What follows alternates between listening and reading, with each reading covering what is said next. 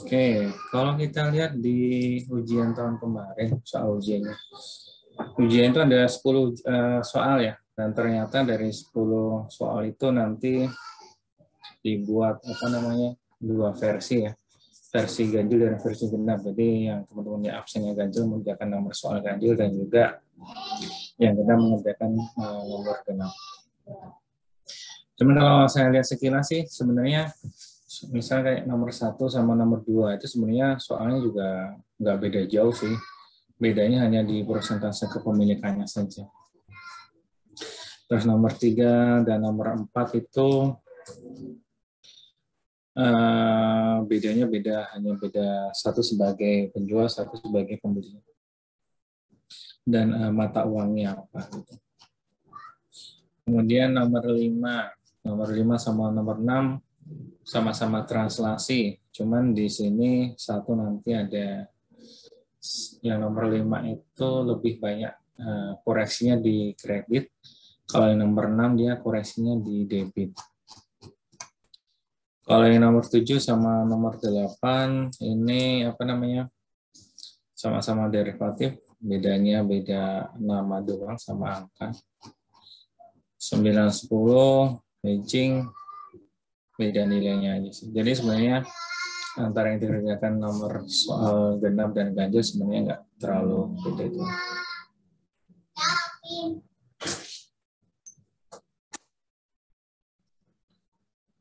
Oke, oh ya, posisi sekarang saya ada di rumah, jadi nanti kalau mohon maaf kalau banyak gangguan di rumah, kadang ada anak saya nyari.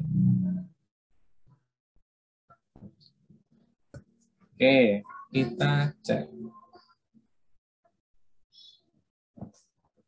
soal nomor 1.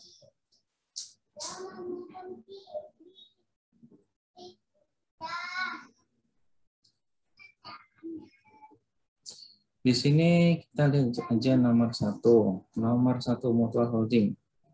Mutual holding ini yang di apa namanya? Di soal ini yang di UTS ini yang dibahas yang terkait dengan ini ya. Mutual holding ya, indirect holdingnya nggak dimasukin. Jadi yang dibahas nanti yang khusus mutual holding. Kita lihat soalnya. Tanggal 2 Januari 2017, PT Patriarch membeli 80% kepemilikan PT Sejati dengan mengeluarkan cash sebesar 360 juta. Pada saat itu, share capital dan related earning PT Sejati memiliki saldo sebesar 300 juta dan 100 juta. Selisih cost dengan book value dialokasikan ke paten yang diamortisasi selama 10 tahun. Pada tahun 2017, PT Patriarch menjual tanah ke PT Sejati dengan harga sebesar 100 juta rupiah. Kos tanah tersebut adalah sebesar 80 juta rupiah. Selama tahun 2017, PT Sejati melaporkan income sebesar 80 juta rupiah dan membagikan dividen sebesar 40 juta rupiah. Tanggal 2 Januari 2018, PT Sejati memperoleh 20% kepemilikan PT Patriot dengan kos sebesar 200 juta rupiah. Pada saat ini, share capital dan related earning PT Patriot masing-masing memiliki saldo sebesar 400 juta dan 600 juta rupiah. PT Sejati mencatat investasi ini dengan menggunakan cost method. Oke, selama 2018, PT Sejati menjual persediaan ke PT Patriot sebesar 96 juta dengan margin 20% dari harga pokok penjualannya. Pada akhir tahun 2018, P hanya mampu menjual 70% dari inventory. Separated earning dan dividen tahun 2018 sebagai berikut. Kemudian di sini keterangannya asumsi PT Patriot menggunakan metode ekuitas untuk pencatatan investasinya serta menggunakan pendekatan konvensional untuk modal holdingnya. Ini ada 5 poin yang harus kita kerjakan. Mencatat income from PT Sejati tahun 2017-18, NCI dan consolidated income, kemudian saldo investment Sejati, kemudian jurnal di PT Patriot tahun 2018 dan juga jurnal penyelesaian eliminasi tahun 2018. Di sini kan ceritanya di awal 2017 kan P membeli PTS. dia membeli kepemilikannya itu sebesar 80%. Kemudian di tahun 2018, tahun setelahnya, S membeli P sebesar 20%, yang dicatat dengan cost. Kemudian di sini di soal dia menggunakan pendekatan konvensional, di mana nanti untuk penyelesaiannya kita menggunakan persamaan matematika, sehingga diasumsikan sahamnya itu ditarik secara permanen. Oke, kita urut aja pengerjaannya. PT Patriot membeli PT Sejati tahun 2017 sebesar 80%. Consideration transfernya 360 juta, kemudian implied value-nya kalau kita bagi 80%, 450 juta. Sedangkan ekuitas saat itu adalah 300 juta common stock, retained earning-nya 100 juta, totalnya 400 juta. Sehingga masih ada excess value-nya adalah 50 juta yang kita amortisasikan 10 tahun atau 5 juta per tahun. Kemudian di sini disebutkan bahwa terdapat penjualan tanah dari PT Patriot ke PT Sejati. Berarti di sini downstream ya. Senilai 100 juta dan cost-nya adalah 80 juta. Sehingga ada gain on sale of land yang diakui sebesar 20 juta. Ini yang harus kita nanti eliminasikan. Kemudian terkait dengan downstream ini kan nanti hanya diakui oleh PTP saja karena sifatnya downstream. Sedangkan NCI sebagai minoritas dia tidak memiliki bagian atas transaksi yang bersifat downstream. Kemudian nanti yang harus kita buat juga adalah perhitungan retained earning ending-nya 31 Desember 2017 dari PT Sejati ya. Di sini adalah retained earning-nya 1 Januari 2017, kemudian ditambah net income-nya adalah 80 juta dikurangi dengan dividen. Sehingga retained earning-nya 31 Desember 2017 adalah sebesar 140 juta. Kemudian kita hitung di tahun 2018 ketika ada PT Sejati memperoleh 20% kepemilikan PT Patriot, kosnya 200 juta. Kepemilikan yang 200 juta ini yang di PT Patriot, PT Sejati atau PT Patriot ini yang kita nanti eliminasi dari perhitungannya. Oke. Kemudian ekuitas pada saat pembelian, common stock-nya 400 juta, kemudian retained earning-nya 600 juta, sehingga totalnya adalah 1 juta. Kalau kita kalikan sebenarnya 20%-nya pas ya dengan nilai ekuitasnya, jadi tidak ada selisih nilai. Kemudian di sini disebutkan di tahun 2018 PT Sejati menjual persediaan ke PT Patriot sebesar 96 juta. Dengan margin 20% dari harga penjualannya. Berarti dalam angka 96 juta itu sudah termasuk margin 20%. Sehingga kalau marginnya 20%, berarti COGS-nya adalah 80 juta ya. 10 per 12 kali 96 juta. Kemudian marginnya 20% adalah 16 juta. Kemudian dari soal disebutkan bahwa hanya mampu menjual 70% inventory dari S.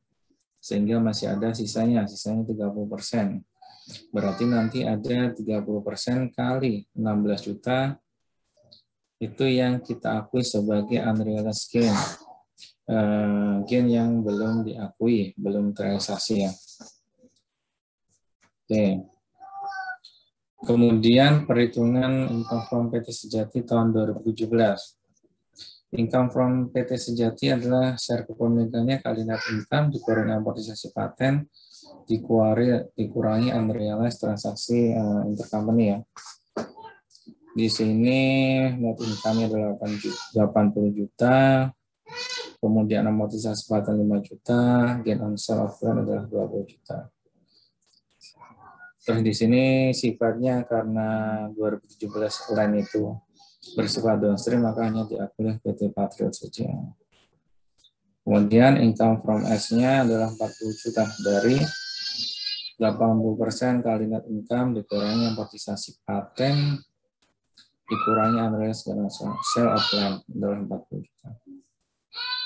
NCI expense-nya adalah 20% kali net income dikurangi amortisasi paten. Oke, ini yang 2017.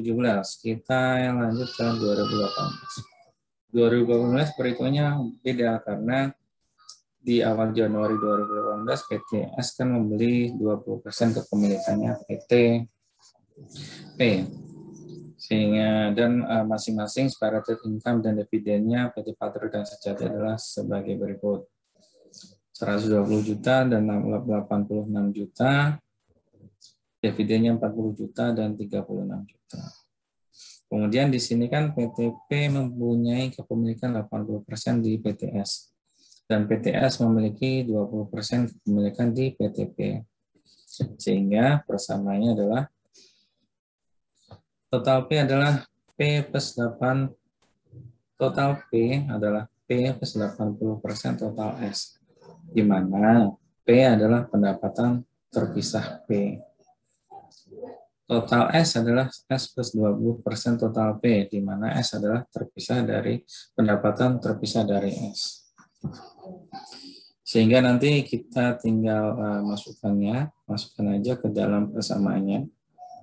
Total P, pendapatannya terpisah P, plus 80% total S, kurangi 80% amortisasi paten, dikurangi 80% unrealized gain upstream ya, yang inventory tadi.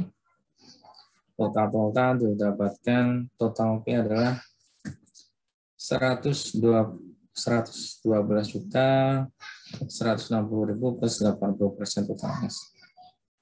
Kemudian kita masukkan persamaan kan.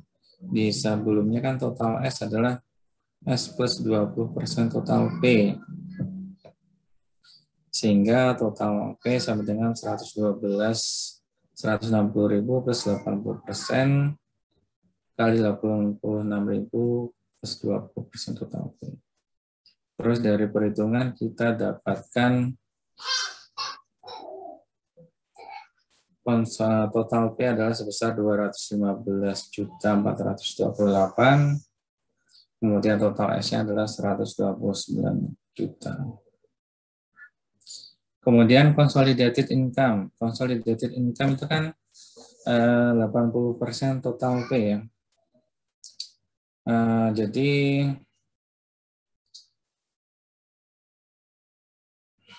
%, total P. Jadi consolidated income-nya adalah 80% kali totalnya P. Berarti 80% kali 215 juta. Ini adalah nilainya adalah sebesar 172 juta. Kemudian totalnya P sendiri itu kan pendapatannya terpisah P plus 80% total S ya. Jadi 172 juta itu tadi kan terdiri dari pendapatan terpisahnya P 120 juta dan juga pendapatannya S, income from S adalah sebesar 15 juta. Sebesar 52 juta.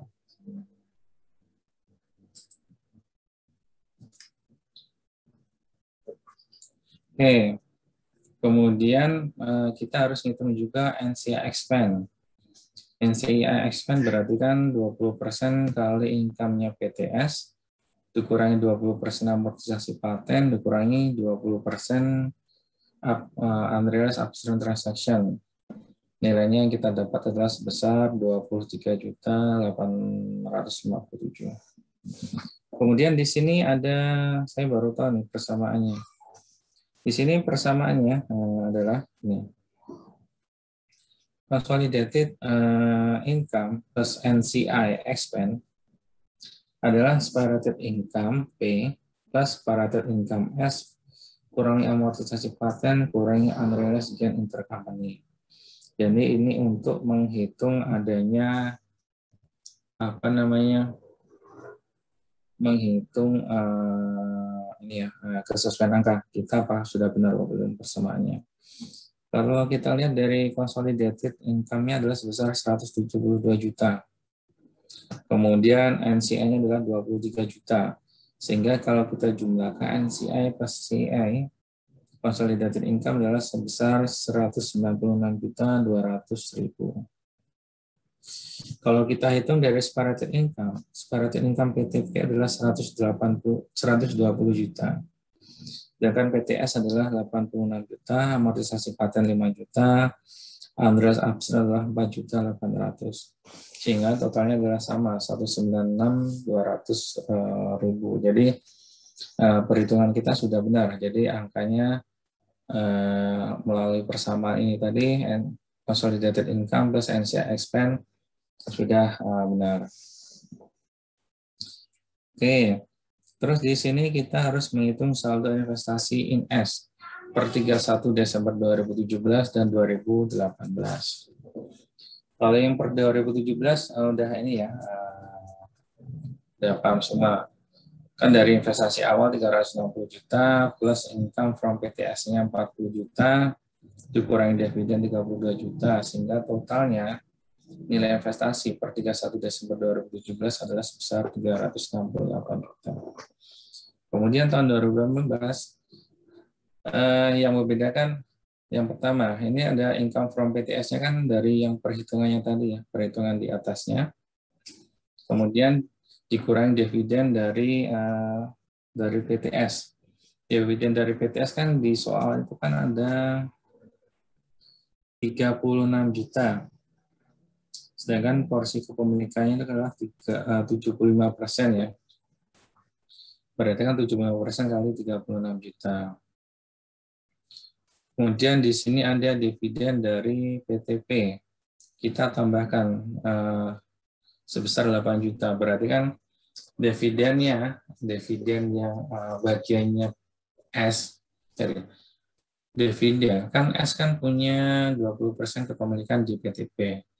Dividen yang 20% ini kita anggapnya tidak dibagikan. Makanya kita asumsikan menambahkan di nilai investasi per 31 Desember 2017 sebesar 8 juta. Sehingga totalnya adalah 399.542.857. Kemudian jurnal di buku Patriotnya. Yang pertama adalah jurnal mengeliminasi kepemilikan PTS di PTP.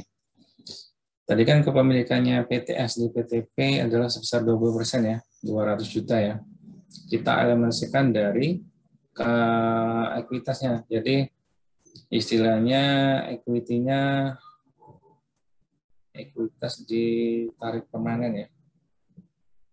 Tarik permanen senilai ini ya, investasinya PTS. Kan di salah satu klausulnya di pendekatan konvensional kan equity kan ditarik secara permanen. Berikutnya adalah investment in S pada income from S. Ini untuk mengeliminasi income from S pada tahun 2018. Kemudian cash pada investment in PTS. Misalnya, investment in S pada income from S berarti untuk mengakui adanya income tahun 2018. Kemudian cash pada investment in S sebesar 28.800.000. Ini untuk mengakui adanya pembagian dividen.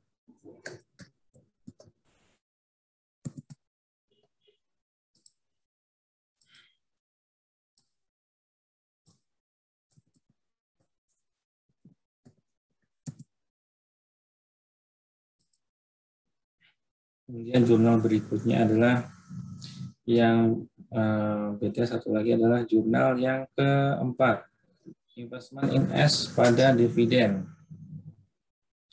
Berarti kan asumsinya investasinya di S dikurang ini ya.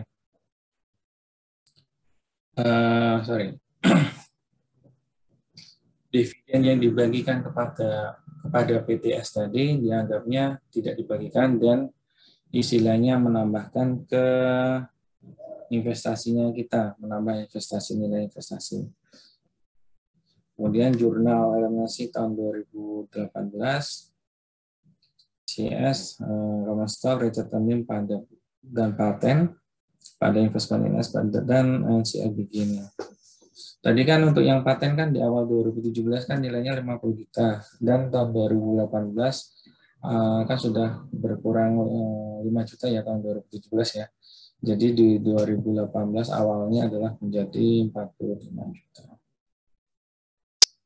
Kemudian operating expense pada paten untuk mengeliminasi paten, mengakui adanya paten. Terus di sini ada yang beda di jurnal income from S-nya. Di sini income from S kan biasanya income from S pada investment in PTS dan juga dividen ya. Jadi kan nanti kan selisihnya masuk ke investment in S. Tapi di sini kita masukkan juga dividen income yang diterima oleh PTS yang diperoleh dari P sebesar 8 juta. Jadi nanti dia akan mengurangkan ke nilai investasi in S-nya. Ini nanti dikurangkan ya jadinya. Oke, kemudian sales pada COG sebesar 96 juta. Ini tadi untuk menghitung, tadi karena ada intercompany, upstream tadi 96 juta. Kemudian COG pada inventory, ini untuk tadi mengakui 30%-nya masih sisa. Dan ada 16 juta marginnya yang belum terrealisasi. Jadi 4.800.000 kita harus akui sebagai unrealized gain-nya.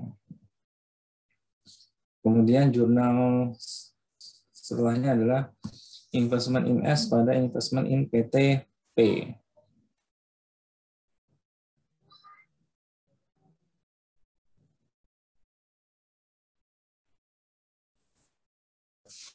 Jadi di sini investasi di TTP yang sebesar 20 juta.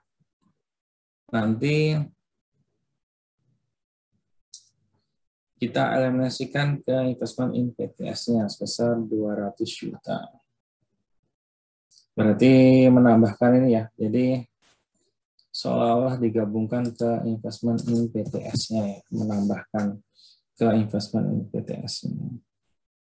Kemudian untuk perhitungan NCI expense-nya pada dividen dan NCI ending. Biasanya kan NCI kan dia porsinya 20%. Ya. Sedangkan di sini PT Sejati dia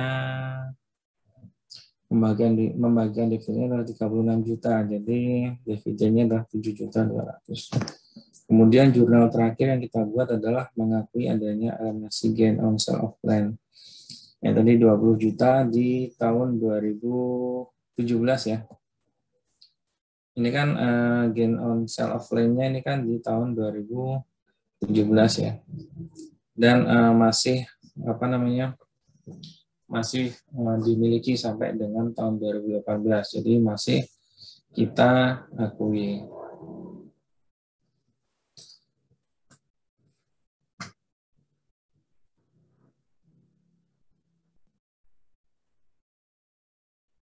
Oke. Sampai di sini yang ditanyakan.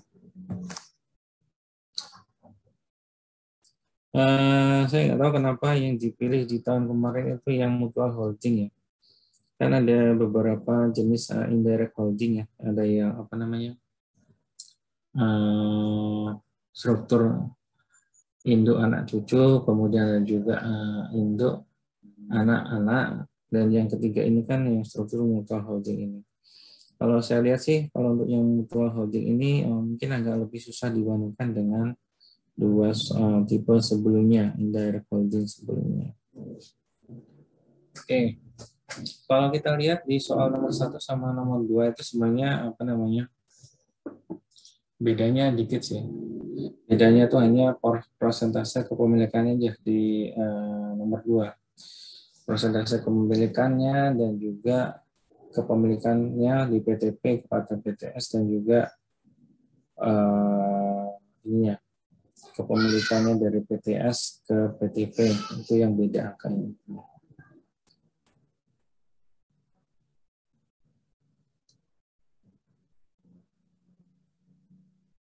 Ya, kalau kita lihat hanya beda di share-nya aja sih. Kalau yang nomor satu kan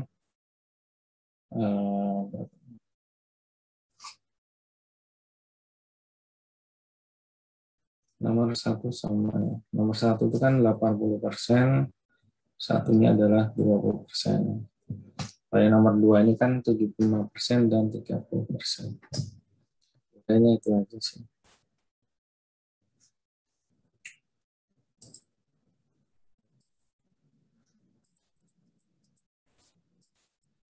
Oh ya, teman-teman, untuk yang apa namanya falas forward kontrak itu kan ada penilaian secara neto sama bruto.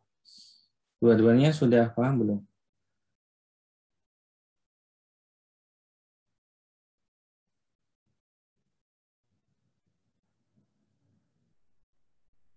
Halo,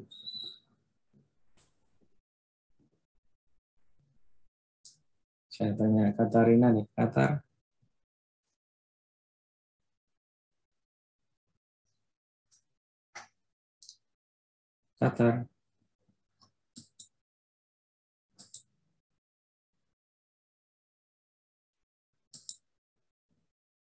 Katarina kemana kan?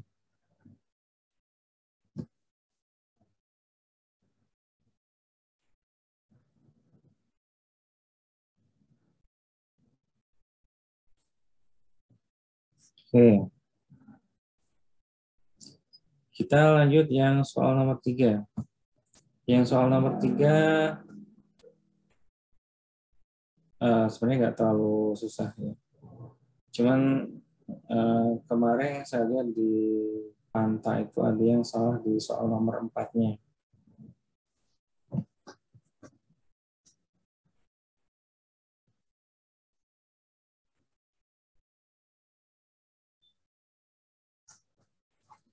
Oke, soal nomor 3. Di sini PT Andalas adalah sebuah perusahaan Indonesia yang bergerak di bidang ekspor impor.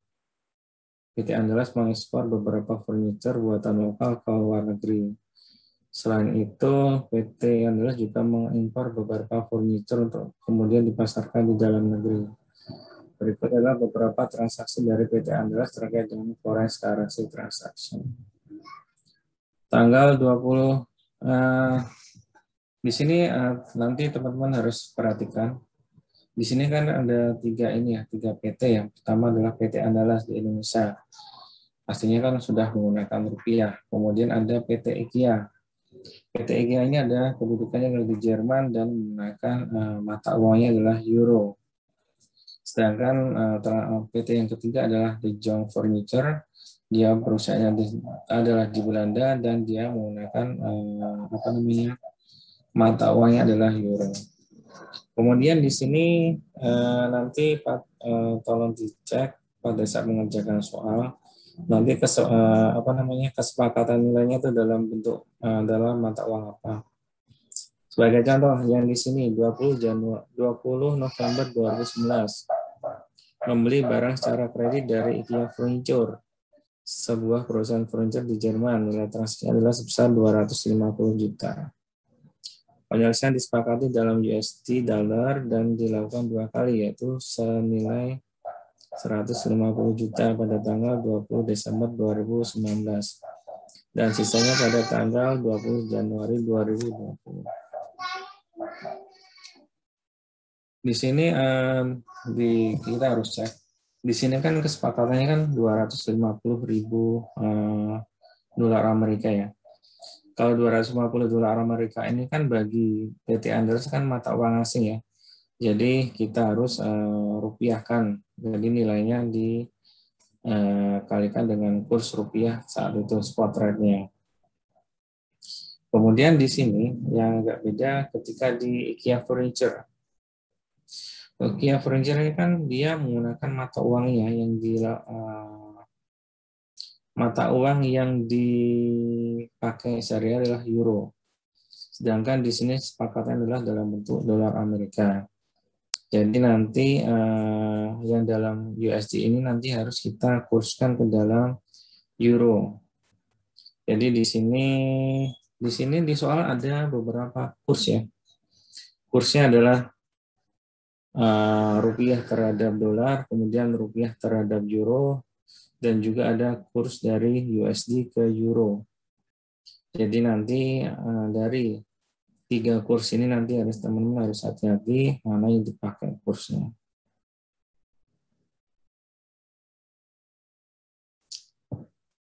Oke, kita cek aja sekilas. 20 November 2019.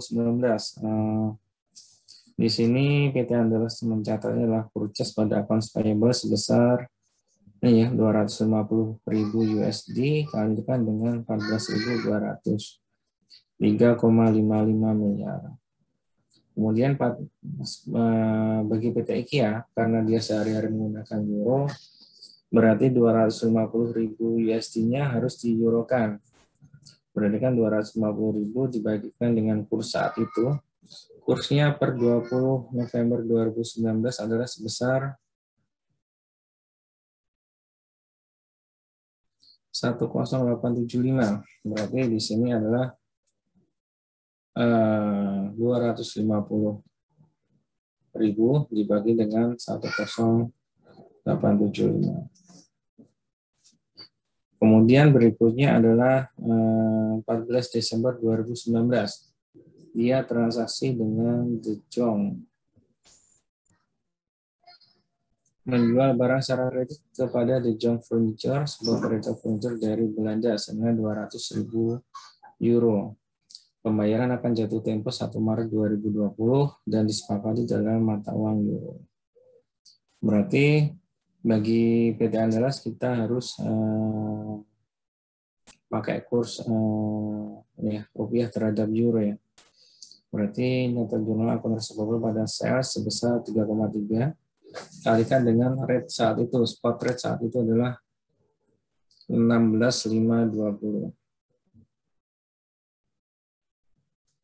Kemudian bagi PT De Jong, karena dia kan sudah sehari-hari kan sudah menggunakan euro ya, jadi kan kesepakatannya dengan euro dan sehari-hari dia sudah menggunakan euro, jadi kita nggak perlu transaksikan lagi. Berarti kan tinggal jurnalnya purchase pada accounts payable sebesar 200.000. Kemudian kita jurnal yang penting lainnya tanggal 31 Desember 2019. Ini kita harus sesuaikan. Kan utangnya kepada PT IKEA kan dalam bentuk USD, sedangkan ada perubahan kursnya.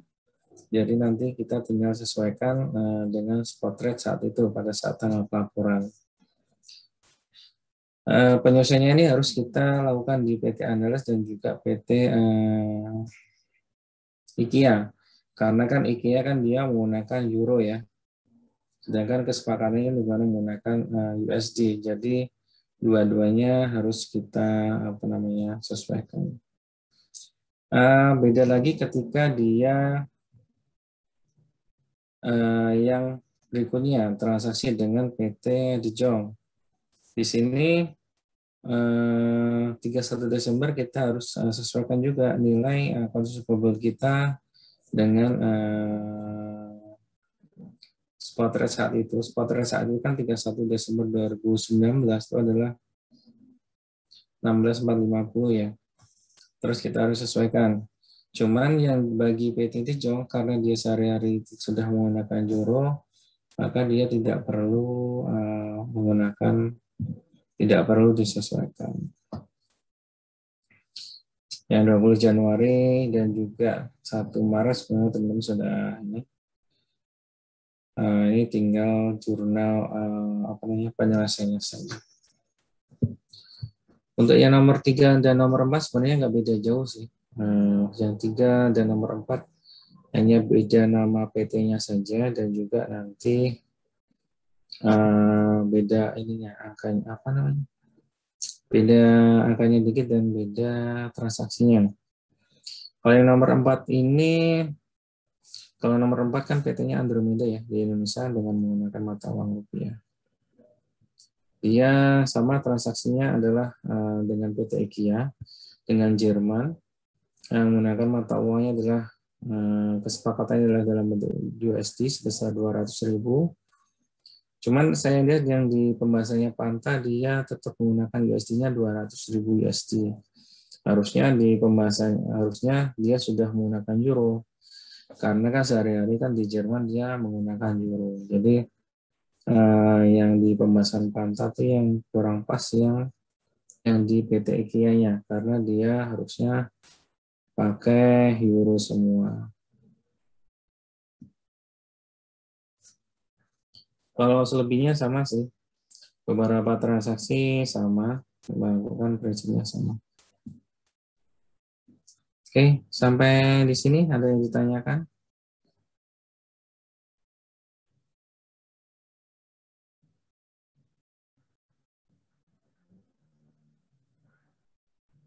Erwin? Iya Pak, belum ada Pak kalau dari saya. Untuk yang ini Katarina ada nggak sih? Iya Pak. Kemarin pada saat buat pembahasan itu, yang untuk yang forward kontrak dibedakan antara penyelesaian sasaran itu dan bruto nggak? Saya kayaknya nggak ngerjain itu deh Pak. Mungkin Alivia. Dipisah, Ya. Pak. Iya, ada neto sama brutonya, Pak. Ada neto sama brutonya ya? Iya, tapi Pak, ini kan tadi Bapak bilang beda sama kunci jawaban dari Pak Agung, Pak. Jadi sebenarnya harusnya Panta ini udah di cross check sama Andosko. Cuman kemarin ketika Pak Agung dimintai tolong untuk cross check itu Pak Agungnya nggak bisa, Pak. Mungkin sibuk. Tuh. Jadi yang cross check bukan Pak Agung. Oke. Berarti sudah di cross check dengan Dosko ini ya? Iya, tapi untuk nomor 9 sama 10 belum, Pak. Oke, 9 sama 10-nya belum. Iya, karena udah lewat deadline, Pak. Nah, gitu.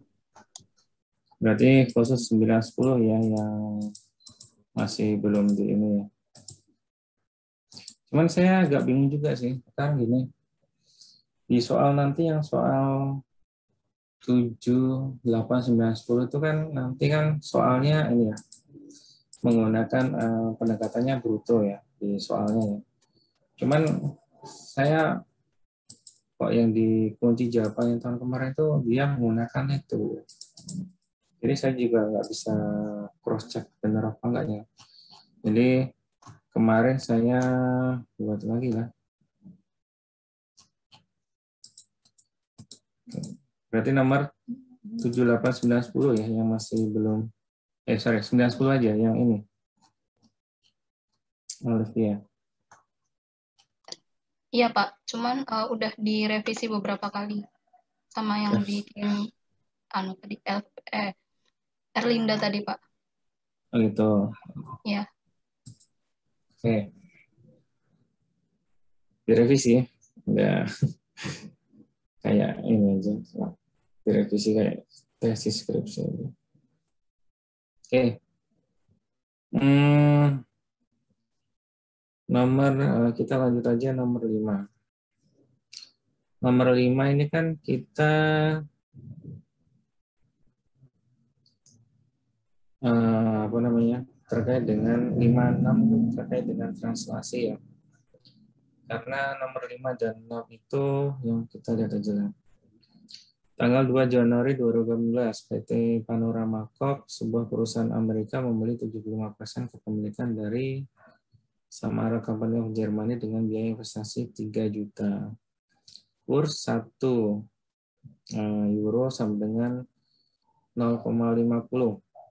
Ekuitas Samara saat itu terdiri dari modal saham 6 juta dan saldo laba adalah sebesar 1.200.000. Mata uang fungsional Samara adalah euro. Selisih biaya investasi diidentifikasi sebagai paten yang ditaksir memiliki masa manfaat 5 tahun. Perhatikan di soal. Di sini kan yang nomor 5, soal nomor 5 saya agak kurang pas terkait dengan kursnya. Kursnya di sini kan kurs 1 euro sama dengan 0,50 USD ya. Berarti kan 1 USD sama dengan 2 euro. Padahal kalau kita lihat kekuatan currency yang real di lapangan, Yang pertama kuat adalah pound sterling ya, baru di bawahnya adalah euro dan di bawah lagi adalah USD. Jadi sebenarnya kalau dibilang USD-nya lebih tinggi dibanding euro, kok kayaknya kurang pas. Saya nggak tahu ya, pokoknya soalnya seperti itu. Terus di sini kan induknya adalah PT Panorama di Amerika dan pasti menggunakan USD. Sedangkan Samara adalah perusahaannya di Jerman, dia menggunakan euro. Dan mata uang fungsional adalah menggunakan menggunakan euro, sehingga harus ditranslasikan. Beda lagi kalau mata uang fungsional sudah sama dengan induk, misalnya sudah sama dengan USD, makanya kita perlu ukur kembali di measurement.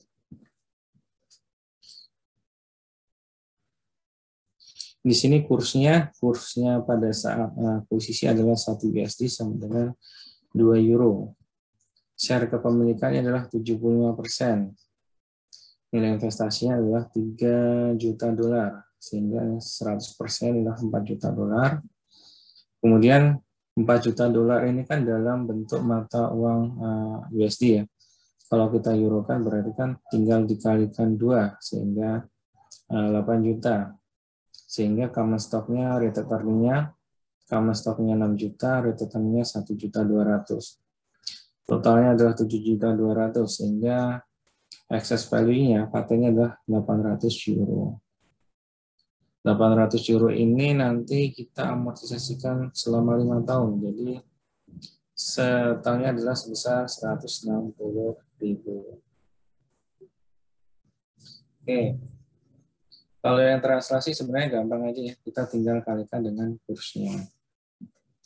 Kemudian jangan lupa untuk yang translasi ini, kalau untuk akun-akun di neraca, untuk yang akun aset maupun payable, kita menggunakan kurs per 31 Desember. Jadi nanti untuk yang cash, receivable, inventory, equipment, kita menggunakan kursnya per 31 Desember. Kemudian di sini cost of sales, kemudian depreciation expense dan operating expense, kita menggunakan kurs rata-rata ya, karena kan disebutkan bahwa untuk yang pendapatan dan beban menggunakan kurs rata-rata sepanjang tahun ini. Kemudian dividen, kita menggunakan kurs dividen 0,54. Kemudian accumulated depreciation, account payable to Panorama, kita menggunakan kurs per 31 Desember. Kemudian capital stock, rated earning, kita menggunakan kurs pada saat akuisisi 0,5, dan satunya adalah sales sebesar 0,55, kita menggunakan kurs rata-rata. Oke, kemudian satu lagi ada exchange gain, berarti ini ya. Laba dari selisih kurs. Ini yang kita nanti gunakan kurs rata-rata. Kalau kita jumlahkan, totalnya adalah debitnya adalah 13.755. Kemudian di total kreditnya adalah 12.898. Jadi nanti kita harus adjust sebesar 857 juta. Kemudian bedanya lagi ketika kita melakukan translasi, kita harus menghitung, kita harus sesuaikan beban amortisasi patennya. Beda lagi kalau kita menggunakan pengukuran kembali ya. Kalau pengukuran kembali dihitung-hitung itu kan adalah terkait dengan COGS ya, harga pokok penjualannya berapa. Kalau yang translasi ini kita harus hitung lagi adalah saldo amortisasinya. Di sini saldo awal access value adalah 800.000 euro. Kalau kita USD-kan dengan kurs akuisisinya adalah 0,5, jadi adalah 400.000 USD. Kemudian amortisasi 0,55 kali kita menggunakan kurs rata-rata 0,55 kalikan 160.000, totalnya adalah 88.000. Kemudian saldo akhir setelah amortisasi adalah 640.000 kalikan dengan kurs tanggal neraca. 0,6. Jadi nilai adalah 384. Sehingga kita harus sesuaikan saldonya adjustment adalah sebesar 72.000. Di sini ada ya, sebelumnya kita harus menghitung juga ini ya, net income-nya. Kan di sini kan kita harus ngitung income from PT Samara ya. Berarti kan kita harus ngitung dulu net income-nya dulu. Net income-nya PT Samara. Berarti net income adalah sales kurangi COGS, kurangi depreciation expense, operating expense, kemudian kita tambahkan exchange gain sebagai pendapatan lain-lain. Total pendapatannya adalah sebesar 1.837 juta USD ya.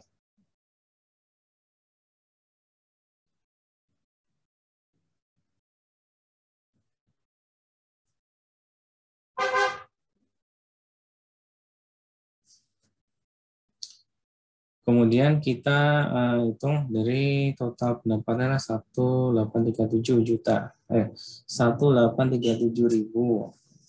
Kemudian kita bagi dua untuk panoramanya sama NCI. Untuk panoramanya kita kalikan dengan berapa? 75% kepemilikan ya. Totalnya adalah 1295250. NCI-nya adalah sebesar 25%. Kemudian di sini ada dividen yang dibagi. Kalau dividen yang dibagi, kalau kita lihat dari akunnya ini kan ada ini ya, dividennya sesuai akunnya 500 euro yang menjadi 270 USD. Ini nilai dividen. Baru kita nanti amortisasikan, kita jurnalnya yang pertama adalah amortisasi paten. Operating expense pada patennya adalah 88.000. Kemudian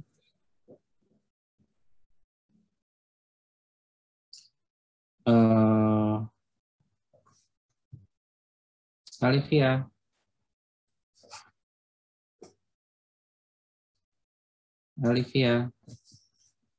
Iya, Pak. Saya tanya deh. Di sini soal nomor 5 yang bagian C.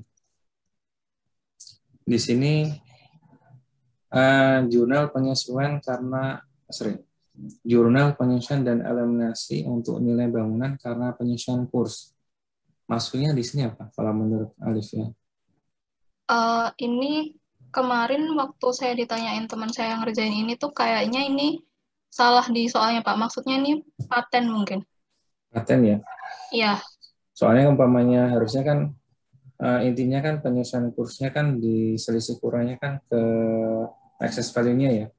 Excess value-nya kan di sini kan paten ya. Tapi di sini bangunan ya. Cuman makanya saya kemarin agak ragu juga kok ada nilai bangunan ya karena penyesuaian kursnya. Oke. Terima kasih. Berarti ini kemungkinan salah soal aja ya. Oke, berarti yang soal nomor 2 nilai bangunan karena penyesuaian kurs ini sebenarnya jurnalnya paten pada equity adjustment ya harusnya. Ataupun usaha pun harusnya building pada equity adjustment. Berarti kan intinya penyesuaian kursnya itu nanti kita alokasikan kemana. Oke. Berikutnya adalah nilai investasi akun investasi di Samara. Akun investasi di Samara ini kita investasi awalnya ya, jadi kan 75% dan 25%. 75% untuk yang PTP-nya dan 20% untuk NCI-nya. Kemudian pendapatan dividen. Pendapatan dividen income from S pada dividen dan investment in S. Ini sama. Income from S-nya kan dari hitungan di bawah tadi ya. Kita harus cari dulu income from S-nya. Dan NCI-nya adalah sama NCI pada dividen dan equity. Kemudian yang jurnal ke-6 adalah equity adjustment pada NCI equity. Kan gini, di sini kan ada equity adjustment kan 857 juta ya. Ini harus kita bagi untuk PTP-nya berapa, untuk NCI-nya berapa. NCI-nya berarti kan 20% kali 857. Kemudian jurnal yang berikutnya harus kita buat, cuman nggak disebutkan di sini itu eliminasi pinjaman dari Samara ke Panorama. Di sini kan ada payable atau Panorama. Nanti yang harus kita eliminasikan. Oh iya, Alivia mau nanya dong. Alivia. Iya, Pak. Oke. Ini kan ada exchange gain ya. Cuman saya lihat exchange gain-nya ini dibagi dua antara PTP dan NCI. Kalau menurut yang jawaban dibuat di Panta, dibagi dua nggak? Ya, exchange gain 22.000 ini.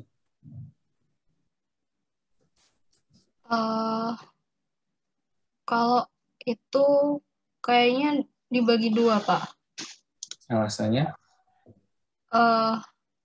Saya belum lihat, Pak. Itu bukan bagian saya. Nice. Bukan bagiannya berarti masa nggak dibaca keseluruhan. Kalau menurut saya, saya belum ngerjain lagi, Pak. Oh gitu. Iya. Di sini kan saya kemarin agak bingung juga. Kenapa exchange-nya ini kan dibagi dua ya antara Panorama dan juga NCI. Kemungkinan kalau saya sih pendapatnya gini. Exchange gain itu kan sebenarnya apa ya? Extraordinary lah. Maksudnya extraordinary item. Jadi kan kadang bisa untung, kadang bisa rugi ya. Jadi istilahnya kalau ada laba ataupun rugi ini nanti yang harus kita harus ditanggung pemilik gitu. Jadi kayak mirip-mirip kayak paten ya. Kayak paten itu kan istilahnya extraordinary juga. Jadi ditanggung oleh pemilik. Jadi kalau menurut saya yang exchange gain atau loss nanti umpamanya nanti teman-teman menemukan ada exchange gain atau loss, nanti harus kita alokasikan ke masing-masing pemilik. Karena kenapa? Karena dia itu kan sifatnya extraordinary ya. Jadi bukan di luar operasional sehari-hari. Jadi istilahnya di tanggung jawabnya itu harus kita alokasikan ke pemiliknya. Oke, terima kasih Olivia. Pak, setelah saya lihat kayaknya nggak dipisah deh, Pak. Nah, nggak dipisah. Iya, di Excel revisinya. Excel revisinya. Iya. Nah, cuma di kunci jawabannya dibagi ya? Di kunci mana, Pak? Yang Kunci, di PDF Pantanya? Nah, kunci jawaban tahun kemarin. Oh, nggak tahu, Pak. Makanya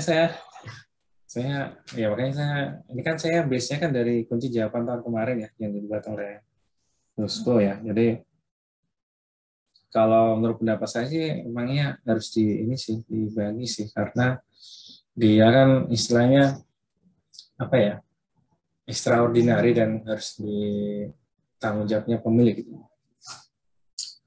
Oke, nomor 5 sama nomor 6 bedanya hanya dikit aja. Nomor 6 tuh hanya beda persentase kepemilikannya. Dan coba kita cek nomor 6. Nomor 6 sama-sama terkait dengan translasi. Di sini Januari 2019, Panasya Corp membeli 70% saham beredar PT Solaria seharga 4,2 miliar. PT Panasya merupakan perusahaan yang bergerak sebagai produsen alat-alat kesehatan di luar negeri. Saat akuisisi, ekuitas PT Solaria terdiri dari kapital stok 4 miliar, PIC-nya 1 miliar, dan return-nya 800 juta. Selisih antara biaya investasi dengan nilai buku dialokasikan ke bangunan yang diestimasi berumur 10 tahun. Solaria memberikan pinjaman jangka panjang kepada Panasya sebesar 510 juta. Kemudian mata uang fungsionalnya adalah LCU, sedangkan solarnya menggunakan rupiah. Berarti kan induknya di sini adalah PT Panacea Corp yang ada di luar negeri. Cuma di sini nggak disebutkan di mana. Jadi kita menganggap mata uang digunakan adalah LCU, local currency unit. Kemudian karena PT Solara ada di Indonesia, dia menggunakan rupiah dan mata uang fungsional adalah rupiah. Sehingga kita perlu translasikan ke LCU ya. Cuman di sini yang nomor 6 teman-teman cek juga di sini nggak jelas ininya berapa, kursnya itu berapa ya.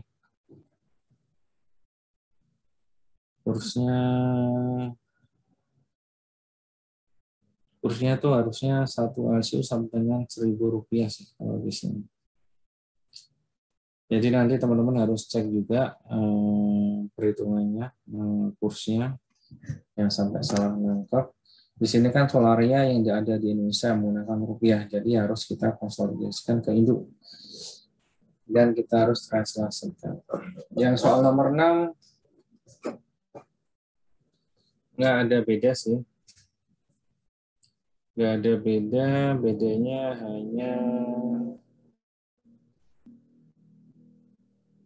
di sini nggak ada exchange gain dan juga dia selisihnya itu ada di debit. Jadi dia kebalikannya. Dia rugi. Bedanya nanti hanya di OC-nya aja. Posisi OC-nya. Oke. Kita lanjut yang soal nomor 7.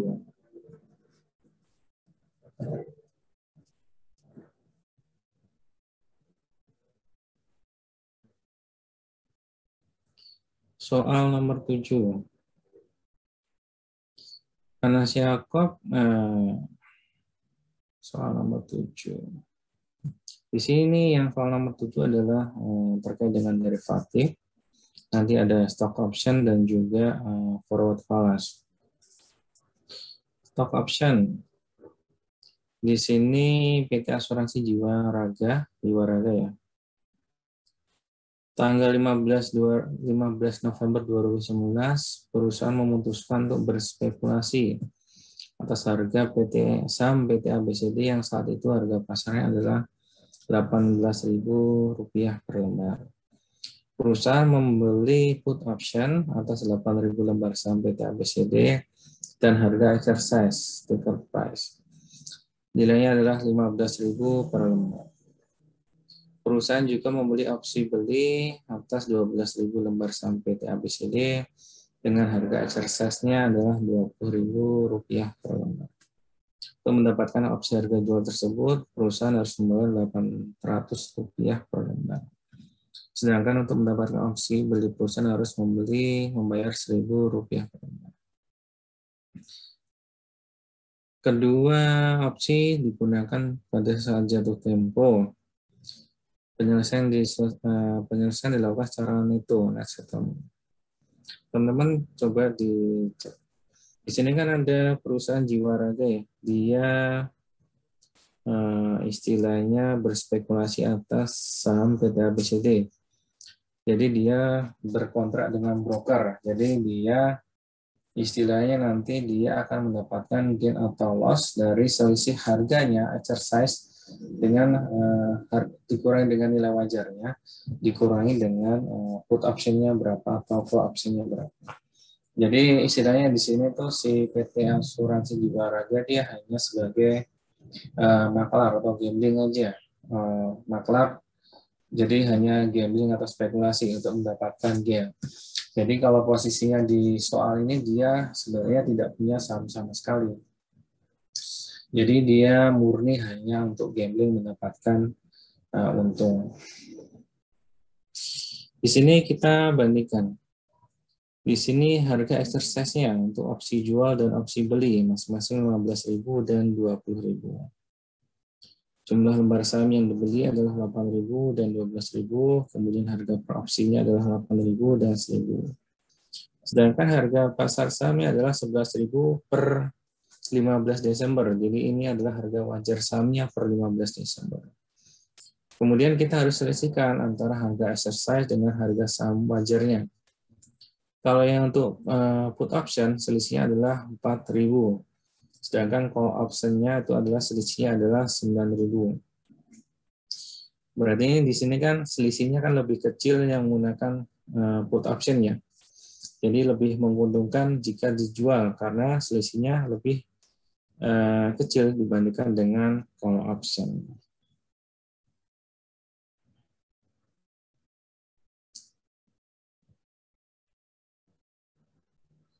Oke, kita cek 15 November 2019 pada saat pembelian put option dan call option. Dan kita tinggal kalikan aja ya, berapa harganya per lembarnya dengan harga per opsinya.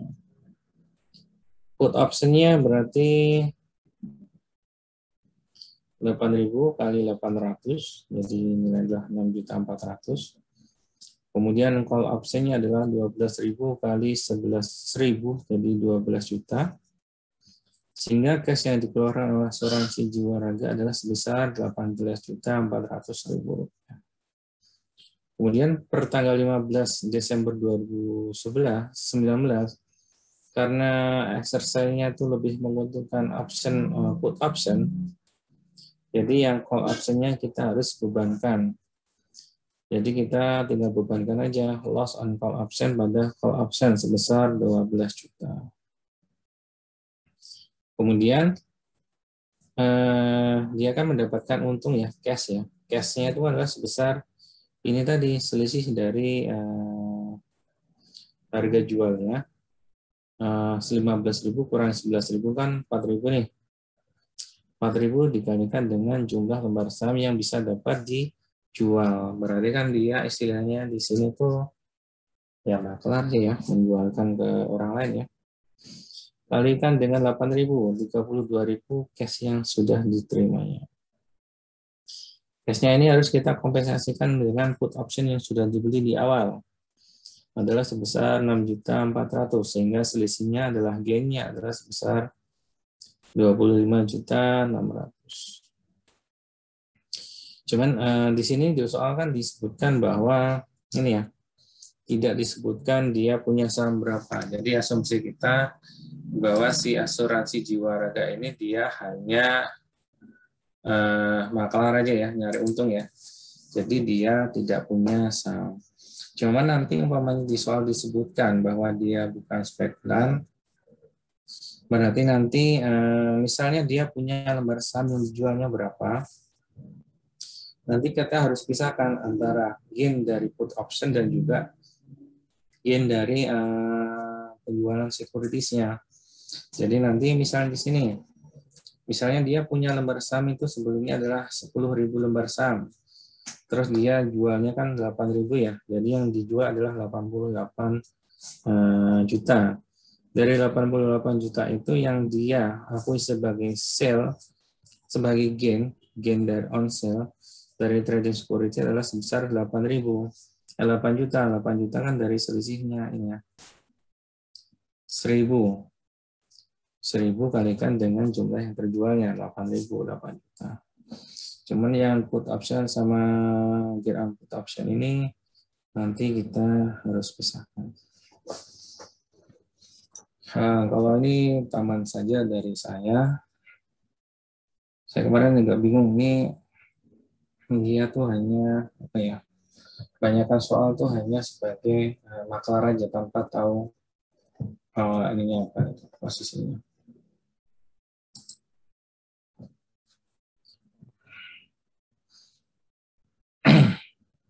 Kita lanjut yang bagian B, yang forward fallacy. Forward fallacy. Ini termasuk transaksi lindung nilai arus kas ya. Jadi dia apa namanya? Tujuannya spekulatif ya, cari untung ya.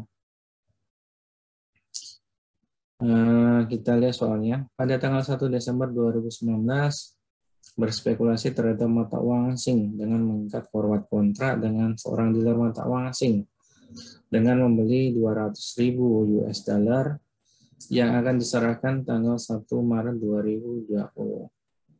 Penyelesaian dilakukan melalui penyerahan fisik dan perusahaan bermaksud untuk menyimpan mata uang asing tersebut sambil menunggu nilai tukarnya menguntungkan. Tingkat bunga pasar adalah 12% dan berikut adalah data spot rate-nya tanggal selama tanggal periode tersebut. Di sini ini ya,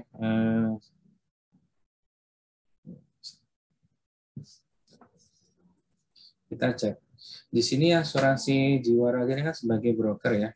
Jadi dia istilahnya dia mau beli USD. Mau beli USD berarti kan receivable-nya dia terima cash-nya kan dalam bentuk USD ya. Kemudian dia harus membayarnya dalam bentuk rupiah sesuai dengan kesepakatan. Berarti di sini yang fix nilainya adalah nilai rupiahnya. Rupiahnya kan berarti fix ya. Mau berapapun kursnya, nilai yang harus dibayarkan adalah nilainya tetap.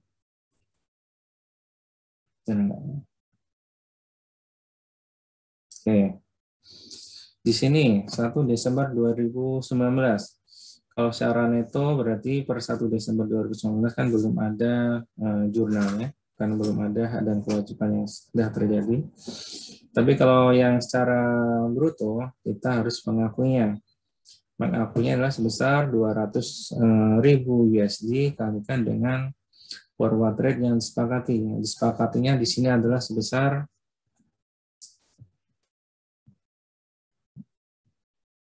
15.000 ya, forward rate 1 Maret 2020. Sebesar 15.000 berarti kan 3 juta, 3 miliar. 200.000 kalikan dengan 15.000. Kemudian 31 Desember 2019 kita akui adanya perubahan. Perubahan kenapa? Tadi kan forward rate-nya per 31 Desember 2000. Per 1 Desember 2019 kan ada 15.000 ya. Sedangkan forward rate-nya itu turun jadi 14.800. Sehingga nanti timbul kewajiban bagi si PT Asuransi Jiwaraga ini karena dia rugi karena forward rate-nya ternyata turun dari kesepakatan awal. Kita tinggal cari selisihnya, kita perhitungkan juga dengan time value of money, kita diskontokan. Cuman yang di sini saya kurang pendapatnya gini. Di sini maksudnya ke loss on forward contract ya. Cuman kalau kita lihat contohnya di buku itu dia maksudnya ke OC. Jadi kalau menurut pendapat saya itu harusnya dia masuknya ke dalam OC. Kemudian kalau secara neto, kalau secara bruto berarti kan loss on forward contract pada forward contract receivable sebesar 39.211.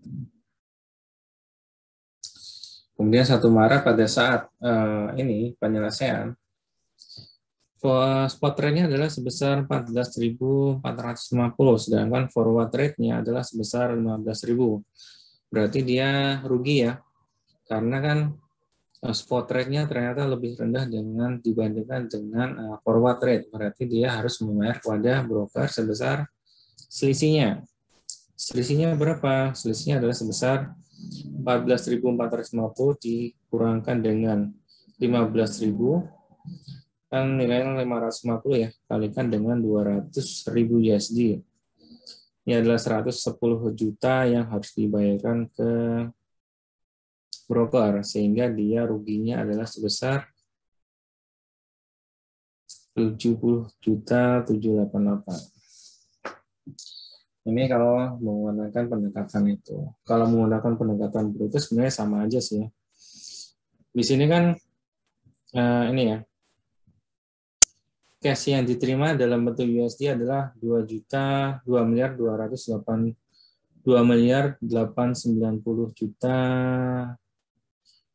itu kan dari 200.000 kali 14.450 spot rate saat itu.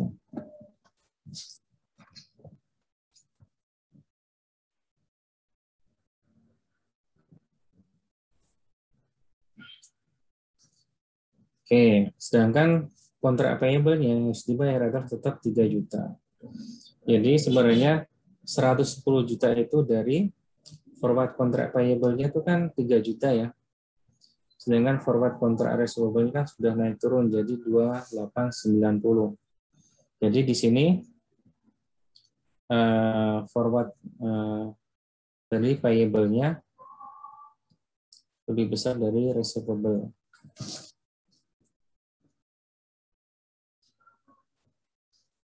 Jadi dia harus bayar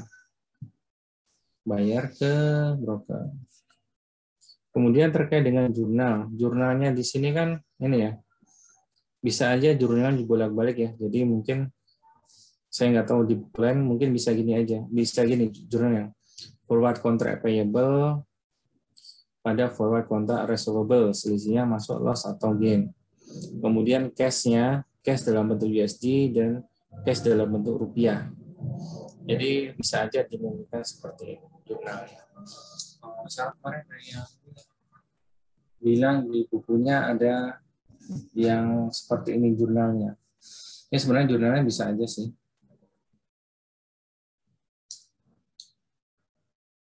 Ya terkait dengan transaksi bruto ini teman-teman bagaimana? Kalau nanti penjualan secara bruto nanti harus dicek ya, apa namanya, dia posisinya sebagai penjual atau sebagai pembeli. Penjual atau sebagai pembeli. Nanti sebenarnya kalau penjualan secara bruto sebenarnya alternatifnya hanya forward contract payable, Pharma forward contract receivable. Nanti harus ditentukan terlebih dahulu mana yang nilainya sudah fix di awal. Kayak ini di sini tadi kan yang sudah fix adalah kontrak forward contract payable. Ini yang sudah fix. Berarti nanti kalau ada ininya naik turunnya dia yang masuknya ke forward contract receivable. Atau nanti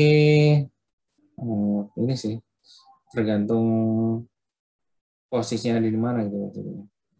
Jadi nanti harus jadi posisinya seperti itu.